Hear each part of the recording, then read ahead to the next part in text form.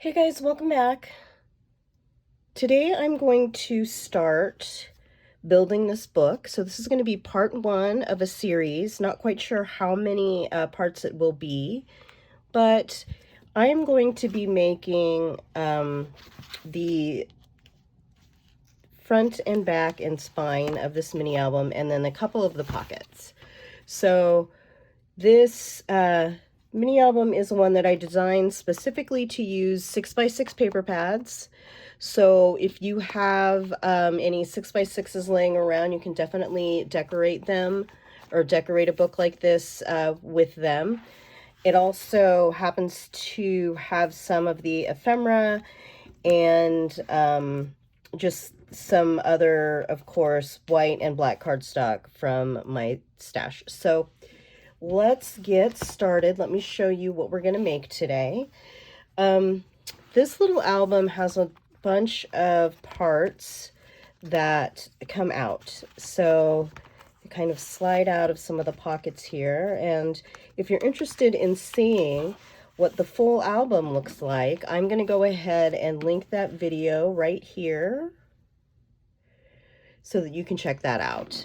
I kind of flip through all of the elements and you can kind of see what the book looks like in total.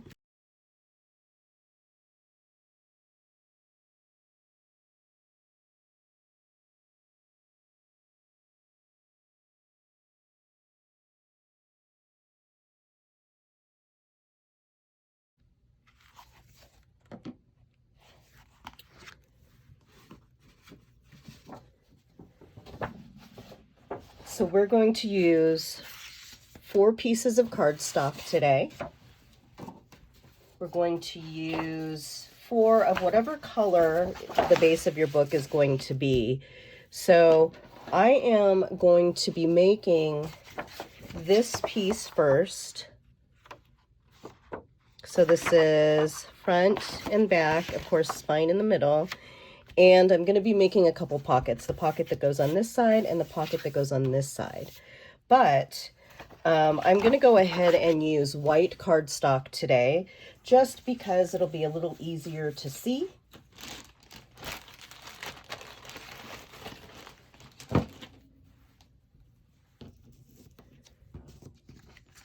So let's see here. This video by discussing how you can create a handmade mini album like this without a paper trimmer or a scoreboard. So I am going to go ahead and take you through how I created the spine and the covers, so the book cover, without using a scoreboard or a paper trimmer. And first, I just cut down the paper. Of course, I measured it out, and for this particular sheet, we need 2 that are going to be 6.5 by 7.5. So what I find is easiest if you don't have a paper trimmer is if you have a T-square, so a ruler that will just kind of fit snugly across the top of your paper, then that really is the way to go.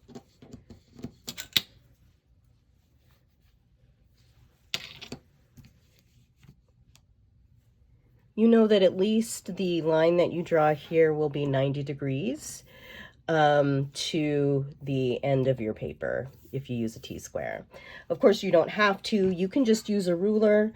And when I created these lines, you can see, I bring it up a little bit, that I marked them 1, 2, 3, 4 different times. So this is my 6.5 mark.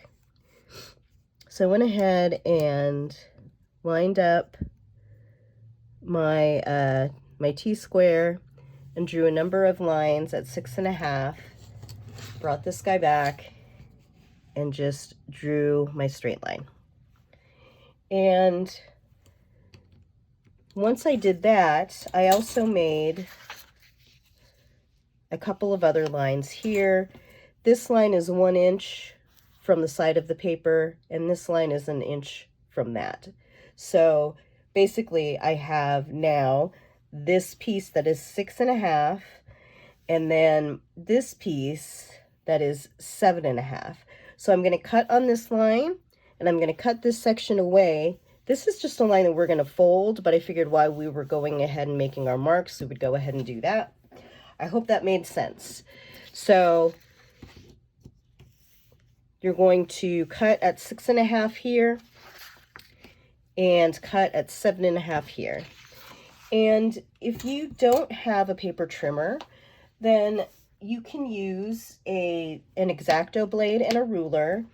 This ruler isn't the best type of ruler for an X-Acto blade. What you really want is something with a metal edge, or just a metal ruler altogether.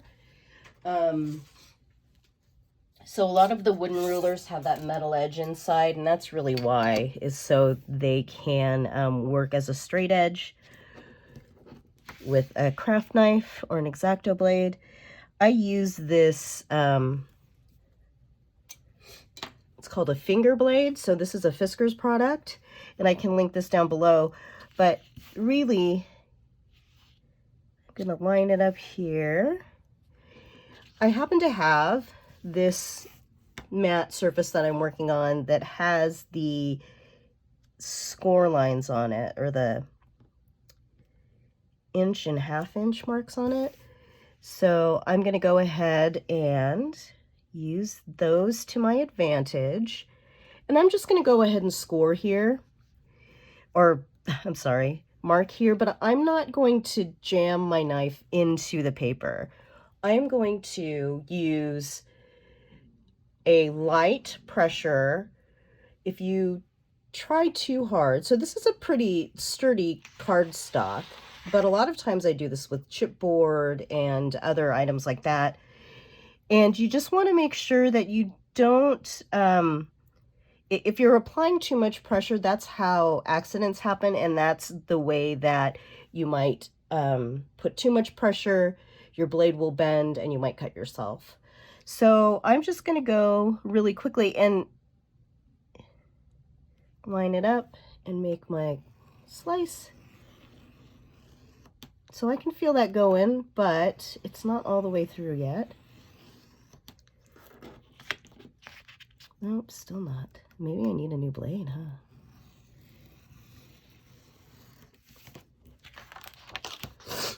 There you go. I'm just going to go ahead and take my scissor. So that's, I think, probably time to change the blade. But this is a great tool. I really like it. It makes me feel like I have a lot more control over the craft knife blade.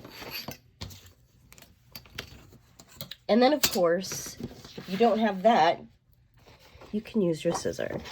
Again, just going to go ahead. Longer scissors are best for something like this because you just want one straight line cut. You know, the more you open and kind of reset your scissors, the more opportunity there is for you to get a wonky or not straight cut.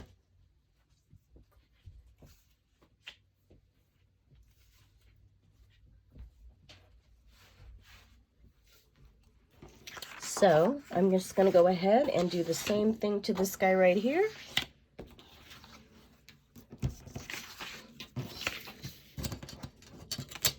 I need 6.5. So I'm going to get a pen.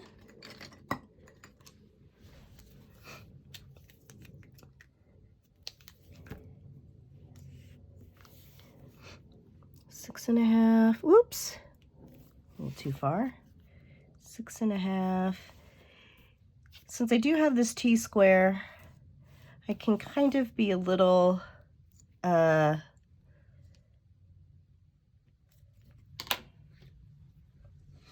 just trying to get it close. Oh.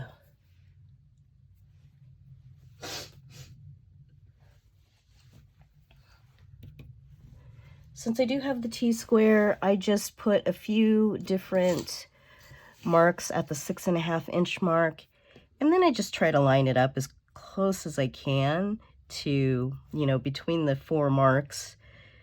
I just kind of even it up in between those marks and make my line. And again, we want 6.5 by 7.5. So now I'm going to come over here and make some marks at 7.5.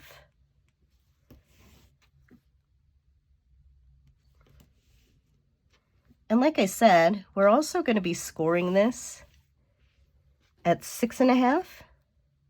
So I'm going to go ahead and put those marks here, and hopefully I don't forget and try to cut at this mark.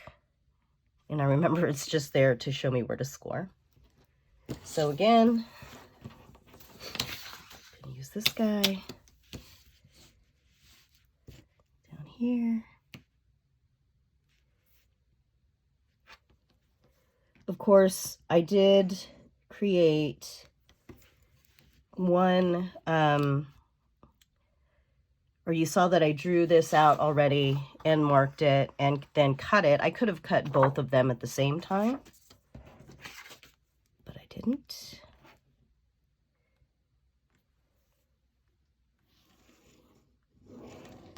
There we go. So again, I'm going to use my scissors. Just going to cut relatively slowly. Just take my time. Try to create as long a cut as I can against that line.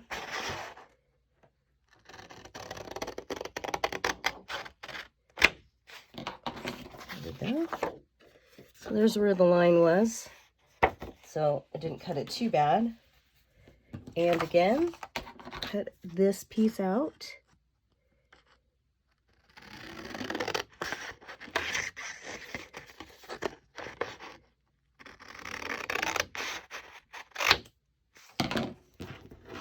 There we go. So now I have my front and back cover, and to get from here to here, all we're going to do is take this 1-inch piece and this 1-inch piece and glue one on top of the other. And this will be our spine. Now, you can do this when it's flat if that's what you feel most comfortable doing. Go ahead, attach your glue down here, and just line it up, and you have the top and the bottom that you can line up as well, just to kind of make sure that it's straight. And then you still have your score line here. I'm going to do it a little different though. So before you do this, check out what I do and decide which way you want to do it. I'm going to go ahead and score at this mark. Scoring is just kind of easing up the fibers in the paper, you know, kind of giving them a little massage so that when you fold it, it doesn't crack. So I'm going to go ahead and score this. If you don't have a scoreboard though, there are a couple of ways you can do this, and I'll show you 2 of them. I'm going to take this ruler. Now this is my metal ruler, so it's pretty sturdy. You know, you can use a ruler like this. You can use also any kind of straight edge, but this type of ruler works best for me. I'm going to line it up against that line, and I'm just going to bend, and I'm going to bend slowly. So I'm holding down the ruler, which is holding down the paper, and I'm slowly going to bend. I'm not going to just flip it over and bend it right away, because I want some give here. I just want to loosen it up just a little bit before I crease it down. So there's that piece. And so You'll see I have that score right down that line. So that's going to be the spine. And another way that you can do this is by laying your paper across something that is a little softer. So let me grab that. So here I have a piece of cardboard.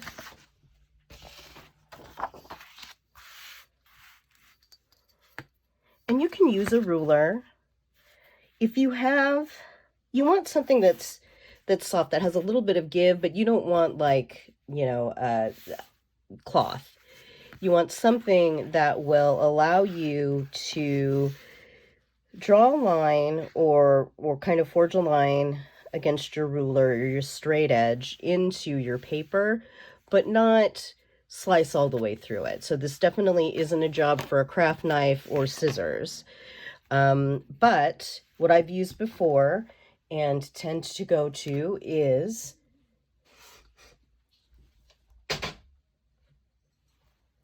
a butter knife.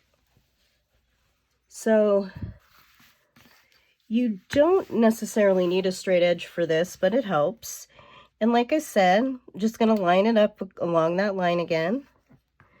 And use the back side, not the serrated side, not the choppy, slicey side, but the back side, and run it along your ruler. And I don't know if you can see it, but if you turn it over, you might be able to. There it is. Do you see that? It is scored. So that loosens up those fibers, and it helps us fold in a straight line as we fold. So there is one other thing that I thought of. If you have a paper trimmer, but you don't have a scoreboard, then you can definitely take your paper and put the line that you want to score in your trimmer at the cut line, but don't use the blade. Instead, you just use whatever straight edge you're using, and lightly, because you don't want to like slice through, and just lightly draw a line here with the back of your knife or whatever straight edge you're using. And again, that loosens those fibers so that you can make a straight line and a straight fold.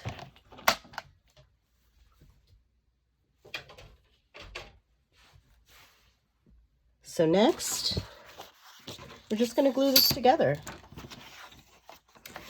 Now, if you have your ruler and it is more than 6 inches, you can go ahead and use that to help line up your pages. Because not only do you want to line up your pages here, but you want to line them up so they're straight at the top and the bottom. So what I'm going to do is I'm going to use these 2 score lines to my advantage. I am going to slide one right into the other, like this, and just glue it down. Of course, if you want to keep yours straight, you can definitely, do that. So, I'm gonna get my glue here.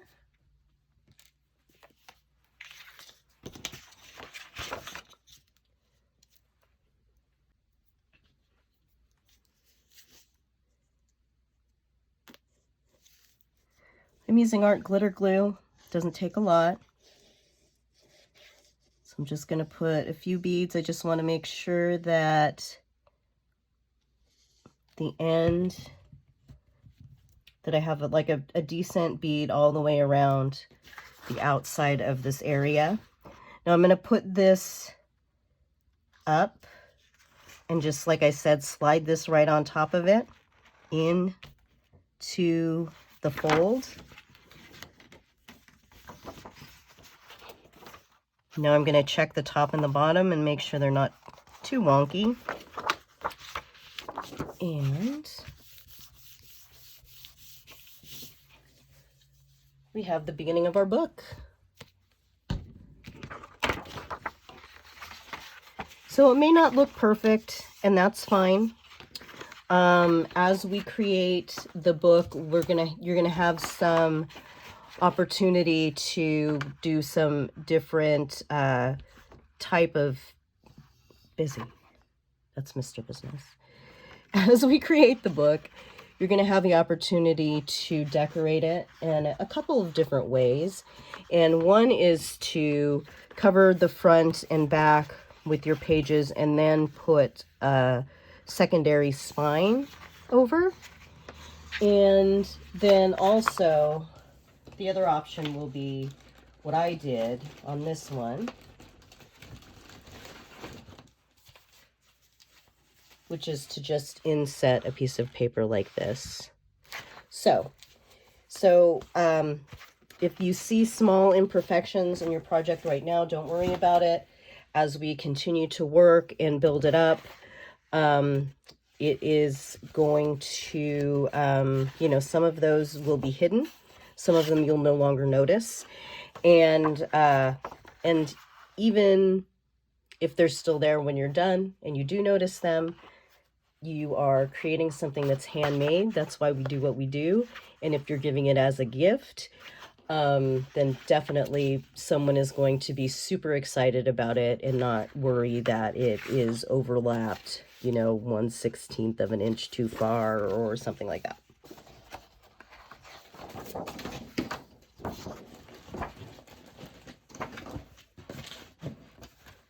So the next thing we're going to do is we're going to make 2 of these. These are our pockets.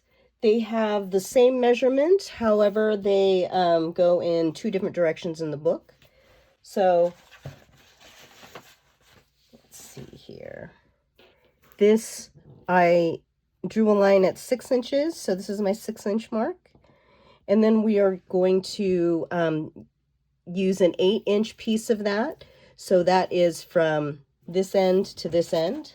So you can see, well, I guess if you do it this way, you can also see that it is 8 inches, but we have 2 score lines. So we have 1 score line at 1 inch, 1 score line at 7 inches, and then we're going to cut at this 8-inch mark. So I'm going to go ahead and cut 2 of these. Again, if you need those measurements, it's 6 by 8.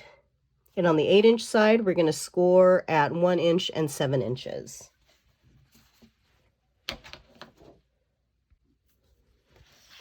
Okay, so I have my 2 pieces of cardstock that are 6 inches by 8 inches, and I made a score line at 1 inch and at 7 inches. So 1 inch in on each side. And then I went ahead and scored them. And now we're going to make our pockets.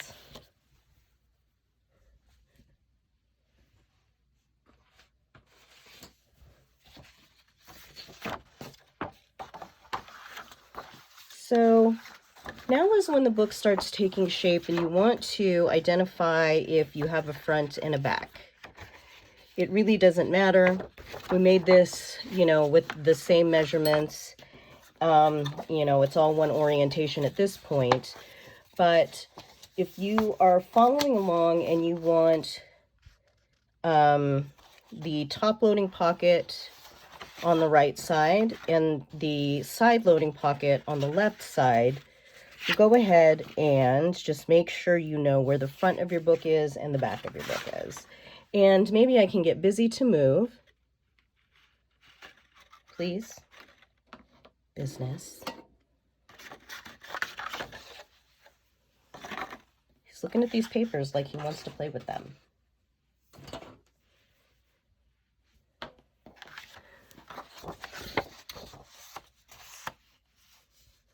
So here we have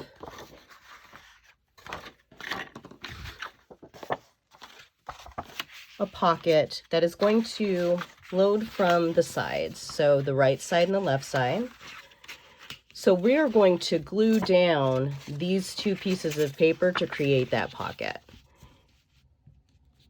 And there's really no fancy way to do this. If you wanted to come in and draw lines 1/4 of an inch in from the spine, 1/4 of an inch in from the end here, and from these two sides, then you can do that. But otherwise, I'm just going to eyeball it. And it creates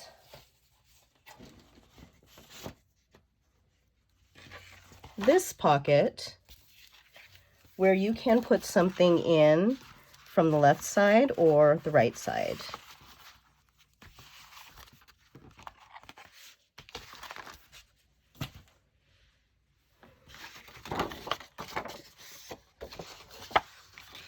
So I'm just going to put some glue on here.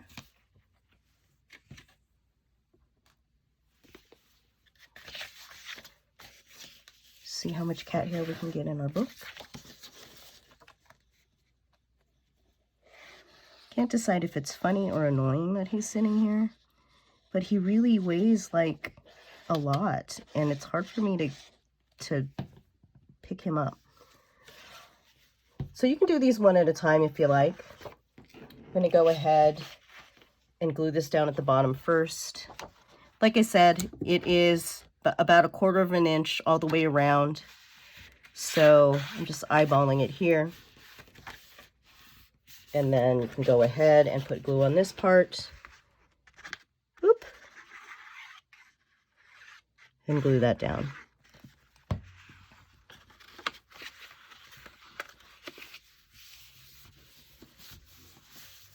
If you have a bone folder, use a bone folder. If not, I'm just going to use my fingers. And now we're going to do this one the same way, except it will be in this orientation. And we'll have a bead of glue across the bottom as well.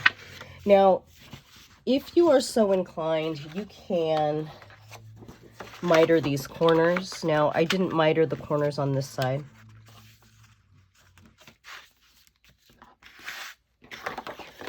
But what you want to do is cut away some of this bulk, but you don't want to cut into this little point of the paper. So if you cut it, you want to cut it kind of a little further out than the point of the paper. Something like this. And we can do that the same all the way around. And really all that does is take a little bit of the bulk out in case that becomes a problem later. When you are layering a lot of pieces of paper and some of them bend and some of them don't bend, and sometimes it's just easier if you take some of the extra paper out of the way.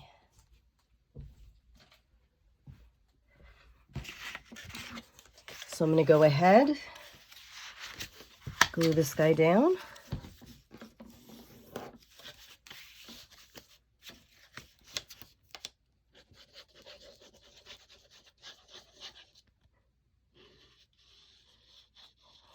When I make pockets, I like to use wet glue